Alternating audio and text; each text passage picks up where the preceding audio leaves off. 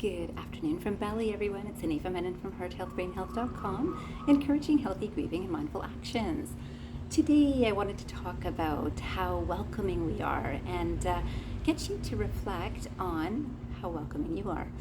And today, I thought I'd start with this quotation by Henri Nouwen, which I thought was a perfect way to begin this video because I really would love for you to contemplate yourself as I go through some of the details of these quotations with you and get us to reflect on these ideas, hopefully together energetically, but hopefully I'll be planting a seed for you to reflect on and perhaps contemplate.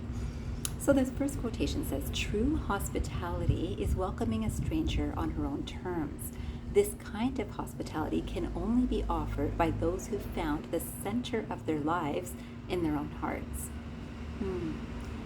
Big. I hope this makes sense. So I'll read it one more time.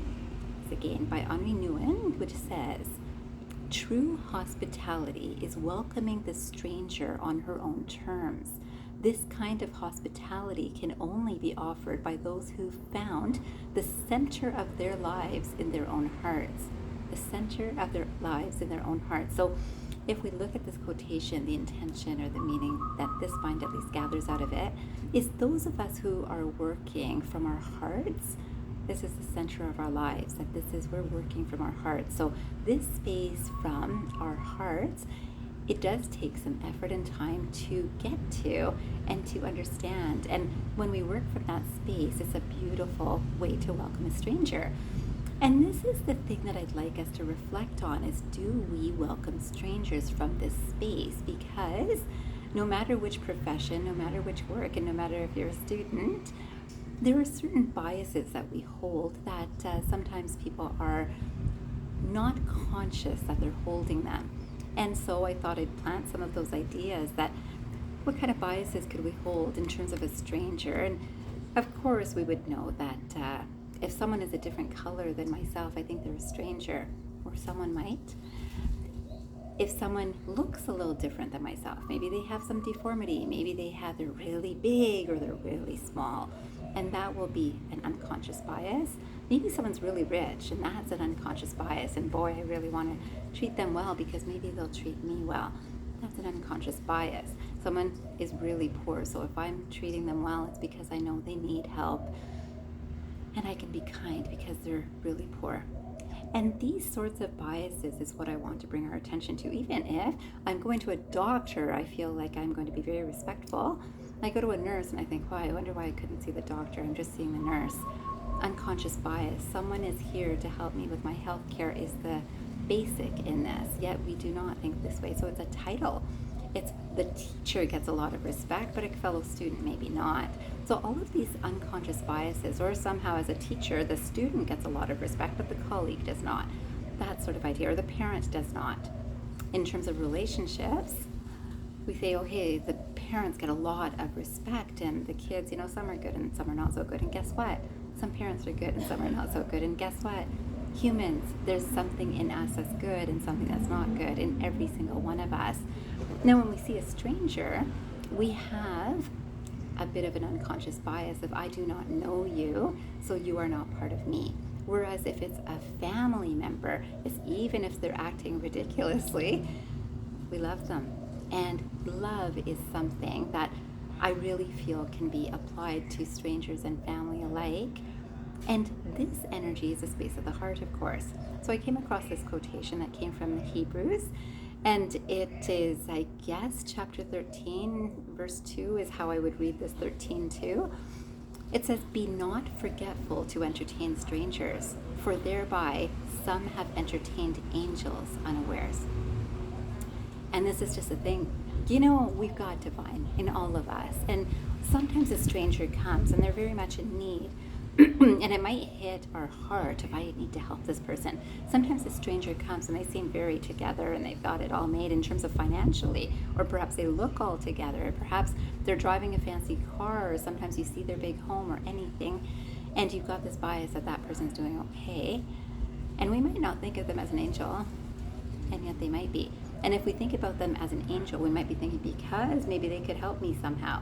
There is a business I'd like to start, whichever way we think of it.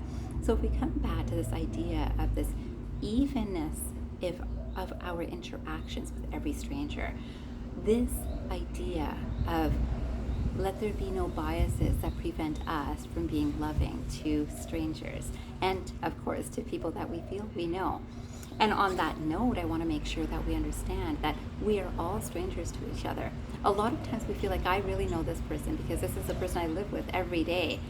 But have you ever been with a person every day and then one day they say something and you think, where did that come from? That's certainly not how I've heard you speak before. And where did that idea come from? And I feel like I don't even know you. That will happen sometimes with a best friend. Sometimes I've heard of situations where best friends or partners or relationships, and perhaps I've even gone through this, have cheated someone in business. Sometimes it's cheating someone as an accountant. That accountant has the trust of the person that's paying them for this work, and they're seeing all of the finances coming in for an individual, and they will take advantage because, oh, the individual's not really watching what I'm doing with this money, so I'm just going to do this. And this is the thing where this is suddenly someone we know feels like a stranger. And if we look carefully, we ourselves can be strangers because today I'm different than 5 years ago. So someone who knew me 5 years ago will have this mental image of me as I was 5 years ago. Yet today I would be a stranger to them because who I am today is not the same.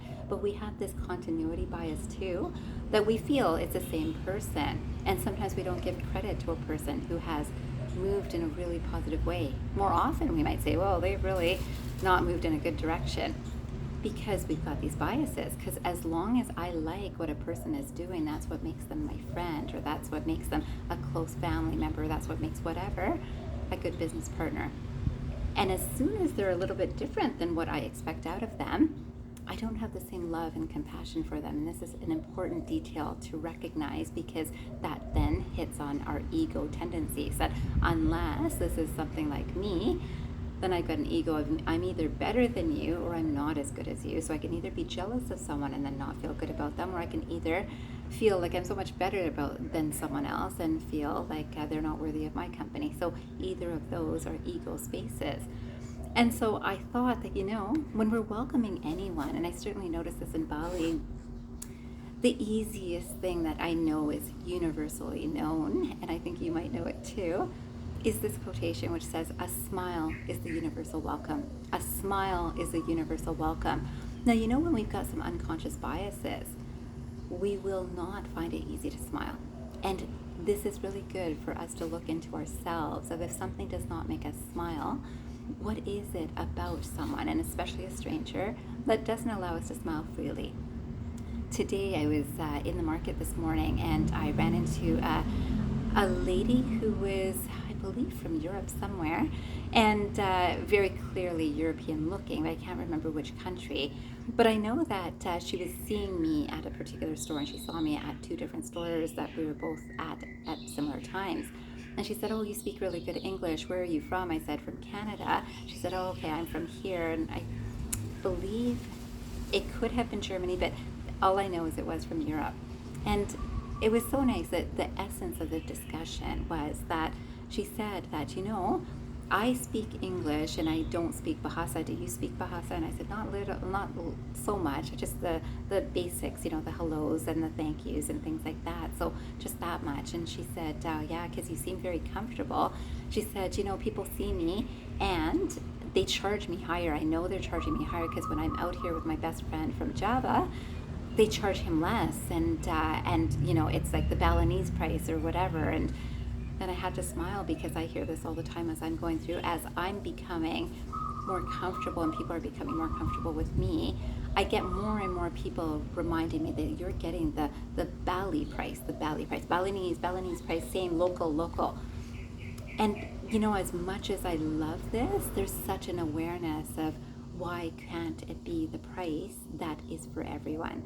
So we can see these unconscious biases happen everywhere. And doesn't this seem like so welcoming for me, that now you're one of us, so we'll give you the Balinese price? And it's touching to be welcomed that way. And it's not so nice to know that there are people that are not being welcomed. So then it allows me to go within, that can I be welcoming? Because I spoke as well to the person who was at the store, owning the store, as I spoke to this stranger that's speaking to me.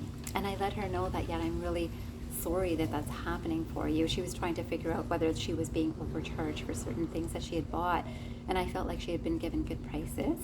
At the same time, for her to have that concern, and she said, I don't know what's the right price, and I don't know if they're charging me much more, because I do know that this friend again gets charged much less than what I'm paying. I said, okay, I think it's the right prices here from what I know. And this idea of being able to give someone comfort who's a stranger, and I let her know that, we do it in our countries too. We do. And this is an important awareness, because sometimes people will come to a different country anywhere and say, oh, these people are doing this to me because I'm the foreigner, and there's probably truth in it. And then how am I treating another person who's a foreigner to me? And this is the most important detail to remember, because rather than going into the ego space of, oh, I'm not being treated right, how about I go into the space of, am I treating everyone right?